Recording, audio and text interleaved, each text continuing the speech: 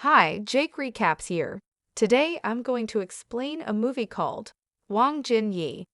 The film opens with Nomi gambling with other men discussing the latest news that has happened in their town. Knowing that one of the players is the house manager of the late Wang, Nomi openly provokes him into a conflict, indirectly calling him a thief. As soon as Nomi wins the next game with a pair of aces in his hands, a quarrel begins between the men, which quickly develops into a brawl. Nomi turned out to be such a strong and professional fighter that he easily coped with the manager and his servants, driving the men out of the city. The next morning, Nomi comes to the house of the late Wang, as he is now the manager and will look after the household, who have lived here for decades. On the doorstep, he remembers little Wang Jin Yi, whom he had been in love with over 20 years ago. Raised by aristocrats in the 16th century, in an era when a person's fate is determined by class, Wang Jin Yi loved the simple and sincere guy Nomi, ready to marry her. One evening, Wang Jin and Nomi went to the city to see other people and admire the architectural beauties of their native streets. At some point, boy and girl lost each other. Nomi struggled to find little Wang Jin, but the servants found her first and returned the girl to her father. Upon learning that his daughter left home because of Nomi, the man ordered to find and bring boy to him. Deciding to teach the insolent boy a lesson, Mr. Wang decided to flog Nomi and struck several blows in the face. Baby Wang Jin intervened and stopped her father, tearfully asking him to leave the boy alone. The next morning, Nomi left a sprig of flowers for the girl and left, leaving her house forever. Now Nomi has returned to his native land again in order to be closer to Wang Jin. Girl known for her legendary beauty, wit, talents in singing, poetry, and dancing, still fascinates him. Meeting with Wang Jin, Nomi can't say a word, admiring the girl's eyes and smile. Soon Wang Jin learns that a new fiancé is coming to her, with whom her mother has already agreed on an engagement. This upsets the girl, but she does not dare to argue with her relatives, as she belongs to the aristocratic class and must correspond to her status and the orders dictated to her. In the evening, Wang Jin discusses Nomi with his servant Ai-jium. Grandma doesn't like it and asks girls to stop spreading gossip.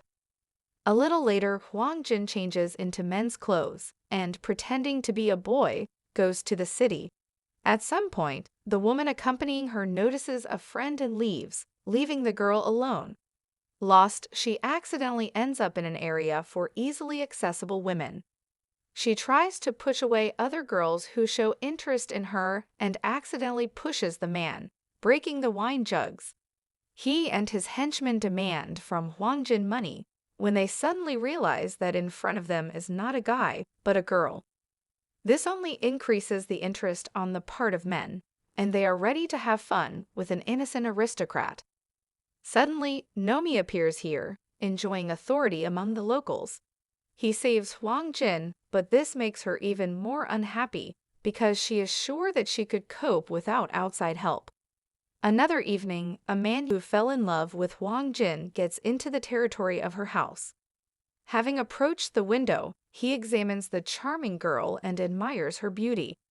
The servant noticed the unwanted guest and soon caught him. The guards are ready to punish Guy, but Wang Jin asks to be released. Having learned about sympathy, she fulfills the request of the guy and writes a couple of lines on his snow-white canvas. A couple of days later, Nomi goes to a nearby town, and the next morning to Wang Jin's house arrives another fiancé, with whom she is to be engaged. A little later, Wang Jin notices the cheerful funeral and doesn't understand why people sing the songs. Grandmother explains to her that this is how easy-to-reach women are buried. Their life was hard and difficult, so they accept eternal sleep with joy, songs, and smiles. Watching the process, Wang Jin notices Nomi in the crowd and does not understand why he accompanies the coffin of a woman who satisfied men for money. In the evening, Wang Jin returns home and finds out that her brother tried to take Yithum's servant by force. Communicating with her mother, the girl reveals shocking secret of her birth. As it turned out, her father was not a wonderful family man. Mother hid the truth and did not want anyone to know that her husband was using the servants by force. She took a long time to get rid of girls, but she couldn't do that to Wang Jin's mother. After all, she found out that she was pregnant and expecting a baby. When girl was born, the servant left the house forever, and the illegitimate Wang Jin was raised as an aristocrat, even though she belongs to the lower class. Knowing the truth, girl burns the manuscripts and communicates with her grandmother. From her, she learns that Nomi sheltered her own mother and took care of her. Woman worked with men for money, and today Wang Jin saw her funeral. In the morning, girl, along with Nomi, goes to her mother's grave to say goodbye to her. Soon, the whole city recognizes that Wang Jin is a member of the lower class. The coffin of a guy in love who left this world is brought to her house. Nomi is outraged by the behavior of the townspeople and distributes clubs to the helpers to drive the crowd away. Wang Jin asks him to stop and decides to go outside. She says goodbye to the guy and leaves a wedding cape on his coffin, since the aristocrat that was before is no more. A little later, Wang Jin reconnects with her grandmother and learns that she has a hard life ahead of her. She is ready to go with her, as she is old enough and is not afraid of anything. But girl does not want to put the old woman at risk and promises to leave. In the evening, she invites Nomi to her room to talk and spend time with a man who sincerely loves her. Wang Jin reports that she now has 3 paths: to pretend to be an aristocrat and become the rich man's mistress, to go to work as a servant and become a slave, or to start the life of a kisang, an easily accessible woman. Wang Jin chooses the third option, but before doing so, she wants Nomi to be her first man. Girl also asks that he become a pimp who finds clients for her and takes care of the safety of his ward. Nomi refuses and, starting to cry, confesses that he was the one who told her the truth. The man was afraid that girl would leave and he would lose her forever, but did not expect such consequences. Wang Jin doesn't get mad at Nomi, as he speaks sincerely and repents, asking for forgiveness. Realizing that further words do not make sense, girl put out the candles and lanterns, after which the couple made love. Sometime later, Wang Jin becomes a kisang and works in the house with other easily accessible girls. During the party, a tipsy client learns that there is a former aristocrat among the girls and decides to take advantage of her. Wang Jin resists and punches the man in the face. Injured, he hits her so hard that she faints. Nomi stands up for Wang Jin's defenseless and repels an impudent customer. Realizing that her life is broken because of him, Nomi writes a farewell letter and leaves. Before leaving the city, he visits an impudent client and deprives him, first of his manhood and then of his life. 5 years later, Wang Jin became famous not only as a kisang, but also as a girl versed in poetry. The judge of the city invited her to his place, but not in order to take advantage. He wrote a new poem and wants the girl to appreciate his creative efforts. Wang Jin reads the man's poem and writes his own poem, surprising him with his talent. The judge asks if she is ready to spend the night with him, and, having received a refusal, accepts him with dignity. The man does not want to insist and wants the girl to sincerely fall in love with him. A couple of days later, the judge invites Wang Jin to his house for lunch. Other guests are outraged by the appearance of kisang, but girl came here as a talented writer. She brought a new verse, which makes the judge very happy and offends one of the guests.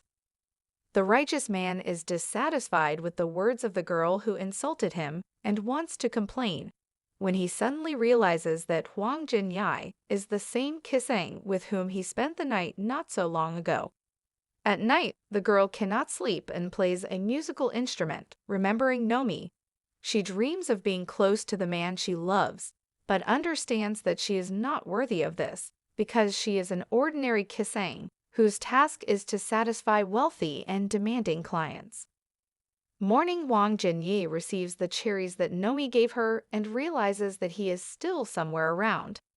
Taking this to heart, the girl refuses to go to the party of the respected Mr. Kim and is ready for the punishment of the nobleman. That same evening, bandits attack Mr. Kim's house, as a result of which not only the guests, but also the invited Jizangs were injured. A little later, Huang Jinyi visits the judge to propose again to spend the night together. The girl refuses the client and offers to play a more interesting game, exposing the hypocrisy of noble men. At night, Huang Jin goes to the wise old man to talk and learn all the secrets of life, as well as get valuable advice. On the way home in the morning, Wang Jinyi sees how the beggars share the loot that Nomi gave them. The judge also learns that the bandits gave food to the poor residents of the city, but cannot do anything since there is no evidence that this is stolen food. Judge is outraged by the activities of the thieves and wants their heads to hang in the city. Wang Jin does not share the opinion of a man, because by nature he is no better than bandits who commit crimes. The next morning, Huang Jin goes to the camp on the outskirts of the city and sends a message to Nomi that soon the guards will start combing the area and he needs to run.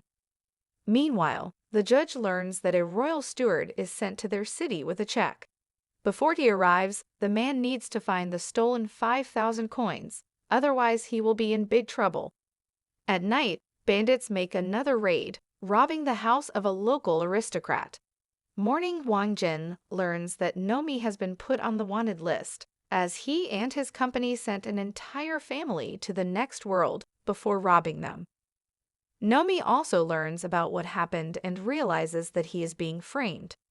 In the evening, he learns the name of the real criminals and convenes the whole city to the house of the master, who decided to send his relatives to the next world for the sake of robbery. Under torture, the master confesses where he hid the stolen jewelry, which allows Nomi to live up to his good name.